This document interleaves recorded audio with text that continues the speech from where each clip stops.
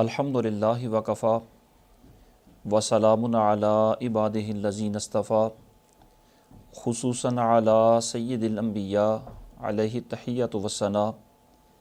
اما بعد فاعوذ باللہ من الشیطان الرجیم بسم اللہ الرحمن الرحیم لیس علیک ھداھم ولکن اللہ یہدی من یشاء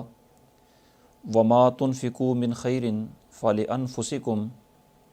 وما تنفقون الا ابتغاء وجہ اللہ وما تنفقوا من خیر یوفى الیکم وانتم لا تظلمون صدق اللہ مولانا العظیم۔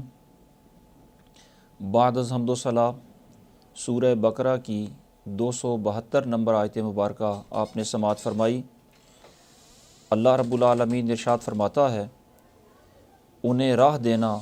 تمہارے ذمہ لازم نہیں، ہاں اللہ راہ دیتا ہے جسے چاہتا ہے، اور تم جو اچھی چیز دو تو تمہارا ہی بھلا ہے، اور تمہیں خرچ کرنا مناسب نہیں مگر اللہ کی مرضی چاہنے کے لیے، اور جو مال دو تمہیں پورا ملے گا اور نقصان نہ دیے جاؤ گے۔ اس آیت کریمہ کا پس منظر یہ ہے کہ مدینہ طیبہ میں جو انصار صحابہ کرام تھے، ان میں سے بعض کی رشتہ داریاں وہاں قریب آبادی میں بسنے والے یہودیوں سے بھی تھیں، تو انصار نے جب اسلام قبول کر لیا تو اسلام قبول کرنے کے بعد انہوں نے اپنے صدقات، اپنی خیرات اور دیگر مالی تعاون یہودیوں کو دینا ترک کر دیا، اور سرکار دو عالم صلی اللہ تعالیٰ علیہ وسلم سے پوچھا کہ یا رسول اللہ، اس سے پہلے ہم اپنے رشتہ داروں کے ساتھ مالی تعاون کیا کرتے تھے، تو اب چونکہ وہ یہودی ہیں، ہم مسلمان ہیں، تو اب ہمارے لیے کیا حکم ہے؟ تو ان کے اس سوال کرنے پر اللہ رب العالمین نے یہ ارشاد فرمایا کہ انہیں ہدایت دینا، جبراً انہیں مسلمان کرنا، یہ تمہارے ذمہ لازم نہیں، ہاں اللہ جسے چاہتا ہے ہدایت دے دیتا ہے۔ تم جو اچھی چیز دو، صدقہ کرو، خیرات کرو، مالی تعاون کرو، تو یہ تمہارے لیے بہتر ہے، اور تم جو بھی دو گے وہ اللہ کی رضا کے لیے ہی دو، اور جو تم دو گے مالک کریم اس کا تمہیں پورا پورا بدلہ دے گا، اس میں کوئی کمی نہیں کی جائے گی۔ اسی طرح اس کا ایک شان نزول یہ بھی بیان کیا گیا کہ حضرت سیدنا اسماء بنت ابی بکر صدیق رضی اللہ تعالی عنہما، ان کی والدہ اور دادی حضرت اسماء کے پاس اپنی حاجت لے کر آئیں، اور جس وقت وہ آئیں اس وقت حالت کفر میں تھیں، تو انہوں نے اپنی حاجت پیش کی۔ حضرت اسماء رضی اللہ تعالیٰ عنہ فرمانے لگیں کہ سرکار سے پوچھے بغیر تمہیں کچھ نہیں دوں گی، اس لیے کہ تمہارا دین اسلام نہیں ہے۔ تو انہوں نے سرکار سے پوچھا، تو نبی پاک صلی اللہ تعالیٰ علیہ وسلم پر مالک کریم نے یہ آیت مبارکہ نازل فرمائی کہ محبوب نے فرما دیں کہ اپنے غیر مسلم رشتہ داروں کو اگر تم دو تو اس میں تمہارا ہی بھلا ہے، اللہ تمہیں ثواب دے گا۔ انہیں ہدایت دینا اور راہ راست پر لانا، جبراً انہیں مسلمان کرنا، یہ تمہارے ذمہ لازم نہیں۔ اس آیت مبارکہ میں جن الفاظ کا استعمال ہوا ان میں سے پہلا لفظ یہ ہے لیس علیک ھداھم، کہ انہیں ہدایت دینا، یعنی جبراً مسلمان کرنا، یہ تمہارے ذمہ لازم نہیں۔ یاد رکھیں کہ ہدایت دینے کے دو معنی ہوتے ہیں۔ ایک معنی ہوتا ہے کسی کو راہ دکھا دینا، کسی کی رہنمائی کر دینا، اسے خیر کی دعوت دینا۔ دوسرا معنی ہوتا ہے کہ اسے جبراً مسلمان کر لینا، جبراً ہدایت پر لے آنا، یا ہدایت کو پیدا کر دینا۔ تو اگرچہ لیس علیکہ میں بظاہر خطاب سرکار سے ہے کہ انہیں ہدایت دینا آپ کے ذمہ لازم نہیں، تو اس ہدایت کا مطلب دعوت دینے والا نہیں ہے، اس واسطے کہ دعوت دینا تو نبی کی نبوت کا تقاضا ہوتا ہے، وہ تو ظاہر ہے ہر نبی پر لازم ہوتا ہے دعوت حق دینا اور اچھی راہ کی طرف بلانا۔ یہاں ہدایت کا معنی صرف راہ دکھانا اور دعوت دینا نہیں، بلکہ یہاں ہدایت کا معنی ہدایت پیدا کرنا اور جبراً مسلمان بنانا ہے۔ تو خطاب سرکار سے ہو تو معنی یہ ہوگا کہ اے محبوب، اگرچہ آپ انہیں حق کی دعوت دیتے ہیں، ان کی رہنمائی کرتے ہیں، اچھی راہ دکھاتے ہیں، ہدایت تو آپ دیتے ہیں، لیکن ہدایت پیدا کرنا یا کافروں کو جبراً مسلمان بنانا یہ آپ کے ذمہ لازم نہیں۔ ہدایت پیدا کرنا یہ اللہ رب العالمین کی قدرت کاملہ ہے، اور وہ جسے چاہتا ہے ہدایت دے دیتا ہے۔ پھر فرمایا وَمَا تُنْفِقُوا مِنْ خَيْرٍ، جو تم اللہ کی راہ میں مال خرچ کرو فَلِأَنفُسِكُمْ، وہ تمہارے لیے بہتر ہے، یعنی جو تم صدقہ و خیرات کرو وہ تمہارے ہی لیے بہتر ہوگا، اس کا فائدہ تمہیں ہی پہنچے گا۔ اس لیے جسے دو اسے دینے کے بعد اس پر احسان نہ دھرو اور اس پر کوئی احسان نہ جتلاؤ، اس واسطے کہ اس کا بظاہر اسے فائدہ ہو رہا ہے جس کو فقیر کو دیا جا رہا ہے، ورنہ فرمایا وَمَا تُنْفِقُوا مِنْ خَيْرٍ فَلِأَنفُسِكُمْ، جو تم دو اس میں حقیقت میں تمہارا ہی فائدہ اور نفع ہے، اس لیے جسے دیتے ہو اس پر احسان نہ جتلایا کرو، نہ ہی ریاکاری کر کے اسے ضائع کیا کرو۔ اور پھر فرمایا وَمَا تُنْفِقُونَ إِلَّا ابْتِغَاءَ وَجْهِ اللَّهِ، کہ تمہیں مناسب نہیں ہے کہ تم خرچ کرو مگر اللہ کی رضا کے لیے، صرف رضا الہی کے لیے کسے دیا کرو، اور جو تم خرچ کرو گے یوفا الیکم، وہ تمہیں پورا پورا ملے گا، اس خرچ کرنے سے تمہارے مال کے اندر کوئی کمی نہیں آئے گی، بلکہ مال کے اندر بھی بڑھوتری ہوگی اور اجر بھی اللہ رب العالمین پورا عطا فرمائے گا۔ اس آیت مبارکہ میں شان نزول کے اعتبار سے جو آپ نے سمجھا وہ یہ ہے کہ اگر کسی کے غیر مسلم رشتہ دار ہوں یا رشتہ دار نہ بھی ہوں، ویسے ہی غیر مسلموں کو کچھ دینا چاہے تو اسے دیا جا سکتا ہے، لیکن اس میں شرط یہ ہے کہ غیر مسلموں کو صدقات واجبہ نہیں دیے جا سکتے، یعنی انہیں زکوٰۃ نہیں دی جا سکتی، فطرانہ نہیں دیا جا سکتا، منت کے پیسے انہیں نہیں دیے جا سکتے۔ اسی طرح کفارہ جات جو ہوتے ہیں، مختلف روزوں کا کفارہ ہوتا ہے، وہ انہیں نہیں دیے جا سکتے۔ صدقات واجبہ کسی بھی غیر مسلم کو نہیں دیے جا سکتے، البتہ جو صدقات نافلہ ہوتے ہیں، نفلی صدقات، وہ غیر مسلم کو دیے جا سکتے ہیں، بشرطے کہ وہ غیر مسلم حربی نہ ہو، ذمی ہو، یعنی وہ اہل اسلام کے ساتھ اپنے باطنی بغض کا اظہار نہ کرتا ہو، اسلام کے خلاف کسی بھی سرگرمی کے اندر ملوث نہ ہو، ذمی رہ کر، ذمی بن کر دارالاسلام کے اندر جو غیر مسلم رہتے ہیں اور ذمی بن کے رہتے ہیں انہیں دیے جا سکتے ہیں۔ اسی پر اجماع امت ہے۔ جو صدقات واجبہ ہیں وہ انہیں نہیں دیے جا سکتے۔ حضرت معاذ رضی اللہ تعالیٰ عنہ کو سرکار دو عالم صلی اللہ تعالیٰ علیہ وسلم نے جب یمن کا قاضی مقرر کر کے روانہ فرمایا تو انہیں کچھ ہدایات دیں۔ ان ہدایات میں سے ایک ہدایت یہ بھی تھی ان اللہ قد فرض علیہم صدقۃ تؤخذ من اغنیائہم فترد علی فقرائہم، کہ اللہ نے مسلمان مالداروں پر زکوٰۃ فرض کی ہے، اور زکوٰۃ کا اصول سرکار نے یہ بیان فرمایا کہ مسلمان امراء سے ہی لی جائے گی اور مسلمان فقراء کو ہی دی جائے گی۔ تو زکوٰۃ کا مصرف صرف مسلمان ہوتے ہیں، غیر مسلموں کو زکوٰۃ اور دیگر صدقات واجبہ نہیں دیے جا سکتے، نفلی صدقات میں سے ان کی خدمت کی جا سکتی ہے بشرطے کہ وہ حربی نہ ہوں۔ دوسرا مسئلہ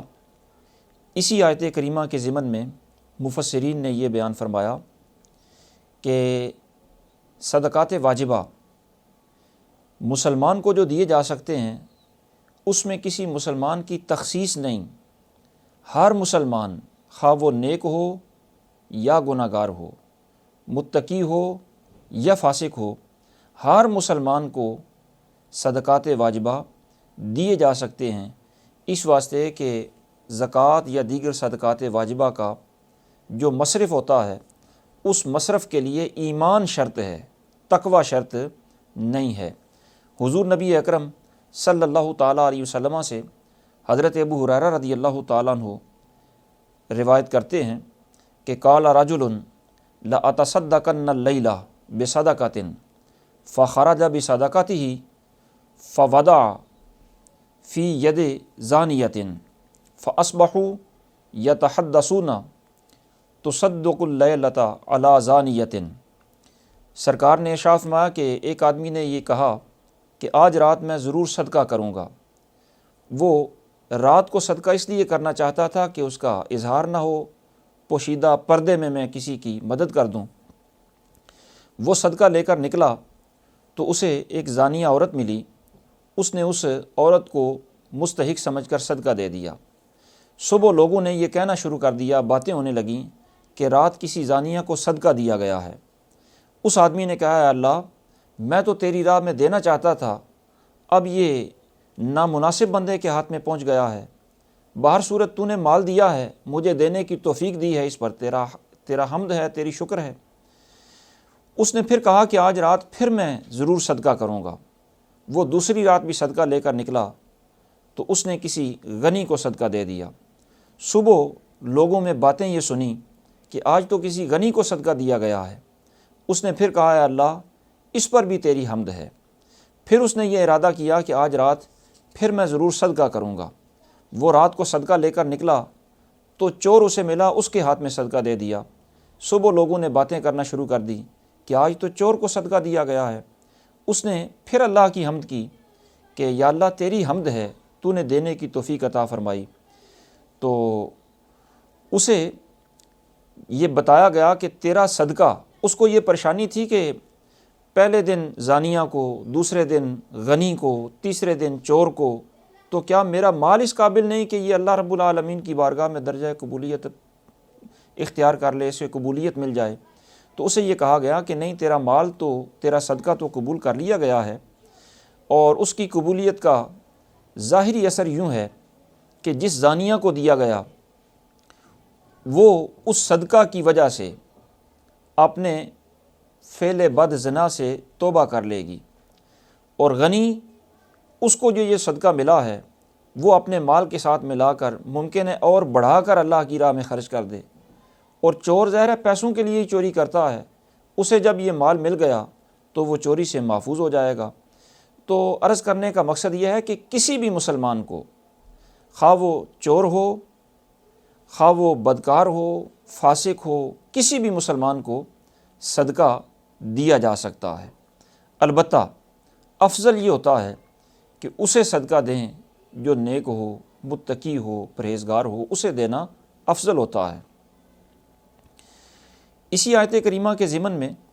مفسرین نے یہ مسئلہ بھی بیان فرمایا کہ جو صدقہ اللہ رب العالمین کی رضا کے لیے دیا جائے، اس کا پھر اس محتاج فقیر پر احسان نہیں جتلانا چاہیے جس کو دیا گیا، بلکہ اس کا ثواب اللہ رب العالمین عطا فرمانے والا ہے، اور اللہ ہی کے ذمہ کرم پر اس کا اجر و ثواب ہے۔ مالک کریم وہ ثواب عطا فرماتا ہے، اور وہ صدقہ قلیل ہو یا کثیر ہو، قرابت داروں کو دیا جائے، رشتہ داروں کو دیا جائے، یا اجنبی غیر رشتہ داروں کو دیا جائے، اور کسی کو بھی وہ صدقہ دیا جائے، حتیٰ کہ کسی انسان کے علاوہ کسی ذی رحم، کسی ذی روح پر وہ صدقہ کیا جائے، پرندوں کو کھانا وغیرہ کھلا دیا جائے، یا جانوروں کو پانی پلا دیا جائے، کسی بھی ذی روح پر صدقہ کیا جائے تو اس کا اللہ رب العالمین ثواب عطا فرماتا ہے۔ سرکار دو عالم صلی اللہ تعالیٰ علیہ وسلم نے حضرت سعد بن وقاص رضی اللہ تعالیٰ عنہ سے فرمایا، انکا لن تنفق نفقۃ تبتغی بہا وجہ اللہ الا اجرت علیہا حتی ما تجعل فی فم امرأتک، کہ تو جو کچھ بھی اللہ کی رضا کے لیے خرچ کرے اس پر تجھے اجر ملے گا، حتیٰ کہ اس پر بھی اجر ملے گا جو تو اپنی بیوی کے منہ میں نوالا ڈالتا ہے۔ تو سرکار کے اس فرمان کی روشنی میں جو بھی بندہ اللہ کی رضا کے لیے خرچ کرے، تھوڑا ہو زیادہ ہو، قرابت داروں کو دے، غیر رشتہ داروں کو، اجنبیوں کو دے، اس کا ثواب ملتا ہے۔ اور حضرت سعد رضی اللہ تعالیٰ عنہ نے پھر اپنی والدہ ماجدہ کے ایصال ثواب کے لیے کنواں بھی تیار کروایا، اور ایک روایت میں یہ ہے کہ آپ نے اپنا پھلدار باغ بھی اللہ کی راہ میں وقف کیا، تو اللہ کی راہ میں جو بھی خرچ کریں اس کا ثواب ملتا ہے۔ اسی طرح جو بزرگان دین کے ایصال ثواب کے لیے نظر نیاز دی جاتی ہے، 11ویں شریف کا ختم کیا جاتا ہے، یہ بھی اللہ کی رضا کے لیے کیا جاتا ہے، اور مالک کریم اس کا بھی اجر و ثواب عطا فرمائے گا، یہ بھی جائز ہے۔ اور یہ صدقہ چونکہ نفلی ہوتا ہے، اس لیے یہ ختم شریف کا کھانا اور 11ویں شریف کا ایصال ثواب کا یا کسی بھی بزرگ کے نام کی جو نظر نیاز ہوتی ہے اس کا کھانا اغنیاء بھی کھا سکتے ہیں اور فقراء بھی کھا سکتے ہیں، اور یہ نفلی صدقہ ہے، ہر ایک اس سے نفع حاصل کر سکتا ہے۔ اور اسی آیت کریمہ کے ضمن میں مفسرین نے یہ مسئلہ بھی بیان فرمایا کہ صدقہ کا ثواب تو اللہ رب العالمین دیتا ہے، اور ثواب کی نیت سے یا جنت کے حصول کے لیے صدقہ دیا جائے تو اس میں کوئی حرج نہیں ہوتا، لیکن کچھ خوش نصیب وہ ہوتے ہیں جو ایسی خالص نیت کے ساتھ صدقہ کرتے ہیں کہ ان کا مقصد نہ جنت کا حصول ہوتا ہے اور نہ ہی دوزخ سے بچنا ہوتا ہے اور نہ ہی کوئی اور ان کی غرض ہوتی ہے، وہ صرف اور صرف رب العالمین کی رضا اور صرف اس کی خوشنودی کے لیے صدقہ کرتے ہیں۔ اور مالک کریم ایسے لوگوں کے بارے میں ارشاد فرماتا ہے وَمَا تُنْفِقُونَ إِلَّا ابْتِغَاءَ وَجْهِ اللَّهِ، کہ اے محبوب کے غلاموں تم جو بھی صدقہ کرتے ہو وہ صرف اللہ کی رضا کے لیے ہی کرتے ہو۔ تو حضور کے جن غلاموں کو یہ خطاب ہے اس کے اولین مخاطب تو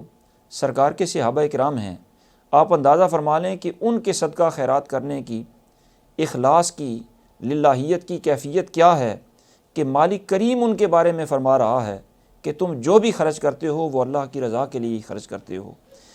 تو یہ ان کے ایمان کی، تقوی کی، اخلاص اور للہیت کی اعلیٰ دلیل ہے۔ اسی طرح مالک کریم یہ بھی ارشاد فرماتا ہے کہ جو تم خرچ کرو گے اس کا بدلہ تمہیں پورا پورا ملے گا۔ اس سے علماء نے یہ مسئلہ اخذ فرمایا کہ صدقہ کرنے سے مال گھٹتا نہیں، بڑھتا ہے۔ البتہ اگر بندہ صدقہ نہ کرے، بخل سے کام لے، بچا بچا کے رکھے، تو وہ کتنا عرصہ بچائے گا، اس سے بخل سے مال گھٹتا ہے۔ قرآن مجید کے اندر اور احادیث طیبہ کے اندر اس کی بے شمار مثالیں موجود ہیں۔ تو صدقہ کرنے سے مالک کریم مال گھٹنے نہیں دیتا، مال بھی بڑھاتا ہے، اجر و ثواب بھی پورا عطا فرماتا ہے۔ دعا ہے اللہ رب العالمین انہی کلمات کو شرف قبولیت عطا فرمائے۔ وما توفیقی الا باللہ العلی العظیم۔